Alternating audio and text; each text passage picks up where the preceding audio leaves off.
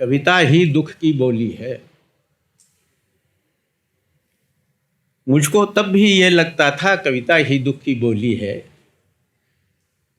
कागज की नावों के जैसे यद्यपि छोटे छोटे सुख थे, कागज की नावों के जैसे यद्यपि छोटे छोटे सुख थे, दुख का भवसागर अपार था।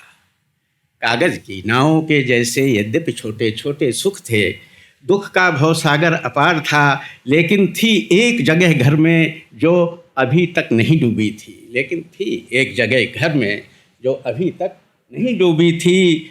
उस जगह थकी दीवारों के जीवट की आहट आती थी, उस जगह थकी दीवारों के जीवट की आहट आती थी। उस ठौर कभी झपकी लेने के लिए समय भी आता था, उस जगह कभी झपकी लेने के लिए समय भी आता था। और धरती तो अक्सर आती थी, धरती तो अक्सर आती थी पानी पीकर सुस्ताने को, वो जगह अभी तक।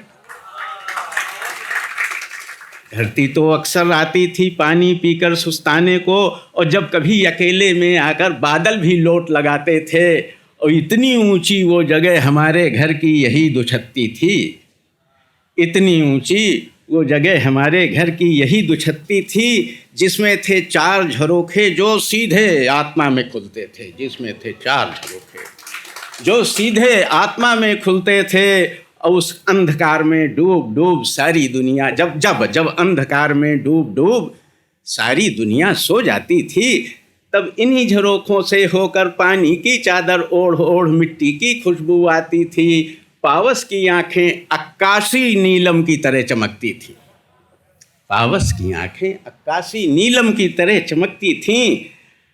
फिर उन्हीं झरोखों से होकर धरती की मज्जा से बोझिल बैताल पचीसी के वितान के टुकड़े उड़ते आते थे।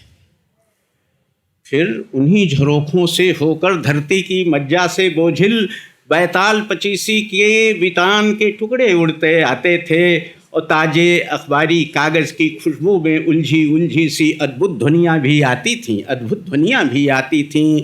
दानांग Lumumba Ho Chi Minh, Danang Lumumba Ho Chi Minh. पश्चिम से उठती थी आंधी, पूरब से बादल आते थे, पश्चिम से उठती थी आंधी, पूरब से बादल आते थे। फिर बूंद बूंद आंसू बनकर ये सब घुलता अंतर्जल में ये अजब दुछत्ती थी, जिसमें रहती भाषा की धूप छाँव। ये अजब दुछत्ती थी जिसमें रहती भाषा की धूप छाँव। कुछ फटे पुराने कागज़ थे, कुछ जंग लगी आवाज़ें थीं। सपनों के थे कुछ बीज वहाँ जिनमें अंकुर भी आते थे, सपनों के थे कुछ बीज वहाँ जिनमें अंकुर भी आते थे, सपनों के थे कुछ बीज वहाँ जिनमें अंकुर भी आते थे। और रहती थी इसी दुछत्ती में उन दिनों छिपी भाषा की लय, जो भाषा को रक्तिम प्रकाश से कभी कभी भर देती थी।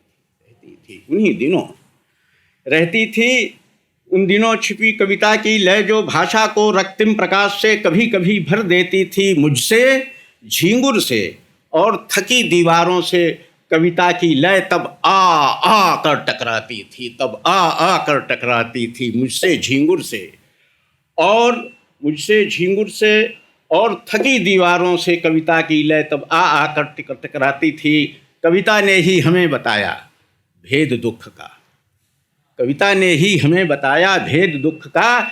इस अपार की भी सीमा है, यह अथाह भी अतल नहीं है। इस अनादि का आदि अंत है, इस अनंत का कहीं अपरिमित अप्रमेय अज्ञेय कुछ नहीं।